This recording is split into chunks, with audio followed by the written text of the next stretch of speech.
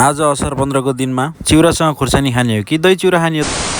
So all right guys, आए हजुरहरू सबैजना सन्चै हुनुहुन्छ होला, म पनि सन्चै छु। सो हजुरहरूलाई थाहा नै छ चितवनमा के विधि गर्मी छ भनेर। अनि हामीलाई चाहिँ जतिसुकै गर्मी भए पनि चुलोमै काम गर्नुपर्ने हुन्छ। अनि फेरि हजुरहरूले भन्नु होला सधैँ चाउमिन बनाएको मात्रै देखाउँछ। खासमा हाम्रो पसलमा बिक्ने नै धेरै चाउमिन नै हो। अनि भिडियो बनाउने बेला नै चाउमिनको अर्डर आयो, मैले ज्यामकी ट्याम लगाएर चाउमिन प्याकिङ गर्नतिर। अनि त्यसपछि दिनैभरि ग्राहकलाई मात्रै नभएर आफूलाई पनि भोक लाग्ने भएर अनि म पनि पेट पूजा गरौँ न भनेर गम लाएर खानातिर लागे। अनि चाउमिन चाहिँ मेरो मात्रै नभएर हजुरहरूको पनि फेभरेट हो भने चाहिँ एकवटा कमेन्ट गरिदिनु होला। अनि फेरि चाउमिनसँग चाउमिन मात्रै नभएर चाउमिनसँग जडाम्म खुर्सानी टोक्नुको छुट्टै मजा आउँछ नि त। अनि त्यसपछि टन्न अगाइसकेपछि बल्ल पो सम्झे आज त असार 15 भनेर। त्यसपछि म चाहिँ फेरि दही चिउरा खानुपर्तिर पनि लागे। फेरि दही चिउरा एक्लै खानु भयो भन्नु होला, मैले मात्रै नखाएर दाइको छोरा र मेरो बुढीलाई पनि मजाले खुवाए। अनि आफ्नो परिवारसँग रमाइलो गर्नु नै छुट्टै मजा छ। अनि आजको दिनमा चाहिँ असार 15 परेको हुनाले हजुरहरू सबैजना परिवारसँग मजाले दही चिउरा खाएर मजाले इन्जोय गर्नु होला। अनि हजुरहरूलाई भिडियो मन परे लाइक कमेन्ट गरिदिनु होला। आजको लागि यति नै, नेक्स्ट भिडियोमा भेटौँ। हस्त, धन्यवाद।